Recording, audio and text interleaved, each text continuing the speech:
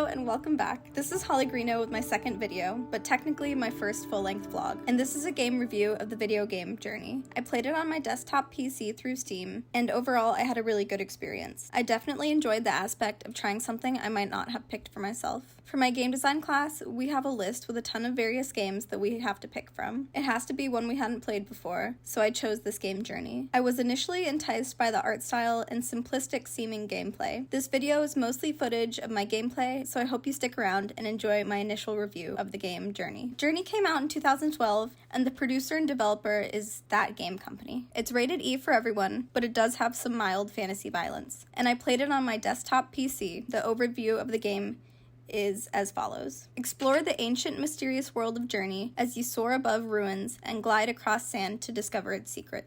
My initial thoughts about the gameplay are all positive. I really enjoyed narrative games that challenge my idea of how storytelling structure has to work. It's definitely a game that does that. The main mechanic is all about exploring this big desert landscape, where you collect these glowing ribbons from shrines in the desert. A really important aspect to this game is the lack of any dialogue. So far, in my first 20 minutes, there's no written word or dialogue, and the only thing similar to that is the glyphs that appear above the shrines. When your character interacts with them, they create an ability for you to fly.